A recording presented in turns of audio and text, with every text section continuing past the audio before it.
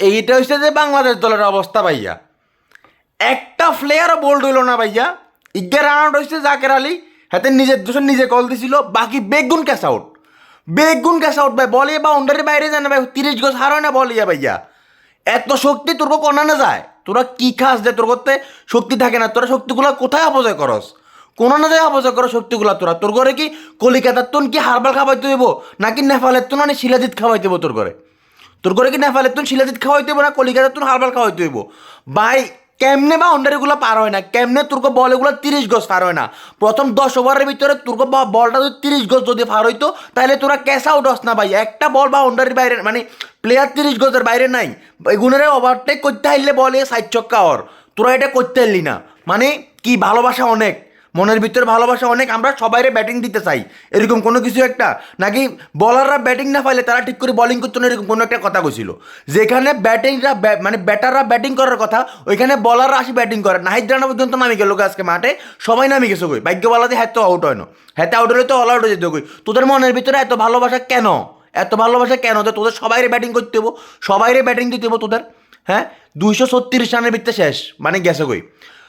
আমাদের গুরুত্বপূর্ণ দুই টপ সিনিয়র প্লেয়ার মাহমুদুল্লাহ এবং মুশফিক ভাইয়া, দুই ভাইরা ভাই, কিচ্ছেন ভাইয়া আপনারা?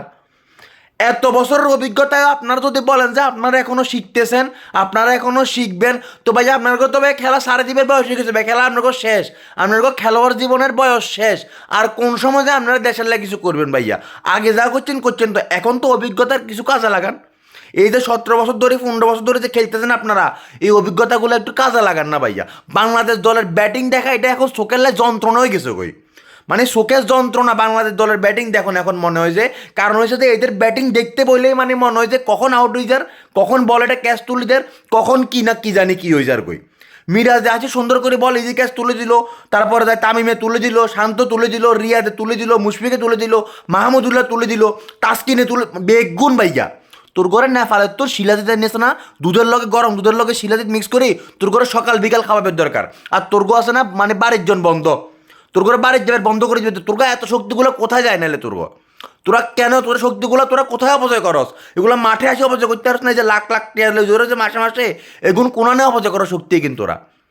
ভাই বোল্ডে গেলে কইতাম যে হোম দেখ গই বোল্ডে গেছে বাল যা হয়েছে তা হয়েছে, গেছে গেছে। বেগুন কেন ক্যাশ আউট হয় ভাই? বেগুন ক্যাশ আউট, বলে বাউন্ডারির বাইরে যায় না, বানো যে বলে 30 গজ হার হয় না, বাউন্ডারির বাইরে যায় না, বাউন্ডারির আগে আটকে যায়, 30 গজের আগে আটকে যায় বলিয়া। মনে হয় যে বলিয়াতে কোনো সম্মুখ লাগা রাখছে, এখন নিউজিল্যান্ডকে প্লেয়ারকে আত্মহত্যা যায় এর বাজি যার শেষ। এগুনের ব্যাটিং দেখো না তুন, ওই জায়গায় গোড়ার ঘাস কাটানো আর বহুত ভালো মনে হয়, চোখের যন্ত্রণা। মানে কি করবো, মানে এইটা প্লেয়ার দাঁড়াইতে না ভাই, মানে এক ম্যাচে একজন দাঁড়াইবো, ইয়ে 50 মোটামুটি 50-70 করবো কত ম্যাচে, তাও তহিদ্রিজ করছে, আজ শান্ত করছে, বাকি 10 জন ফ্লপ, 10 জন ফ্লপ। এর ভিতরে আবার জাকের আলীর ইনিংসটার কথা কইতে হবো, 55 বলে 45 রান করছে, আবার রিশাদও ভালো করছে, এগুলো ঠিক আছে। কিন্তু এ ভাই প্রথম যে যাদের উপর আমাদের depend batting line up depend ভাই, হেগুনের ব্যাটিংয়ে যদি অবস্থা হয়, হেগুনের নেপালের তুলনায় শিলাজিৎ আছে না, মুখে দিন নখা ভাই হুমদাদি বড়ি দিবের দরকার। এই বয়সে আসিও মানে তোমাদের অভিজ্ঞতার কোনো কাজ নাই, মানে শক্তি নাই, না কি অভিজ্ঞতা নাই, না খেলতে মনে করে না, এগুনের জোর করে হাঁটাইছে কাজ সঙ্গে জানে।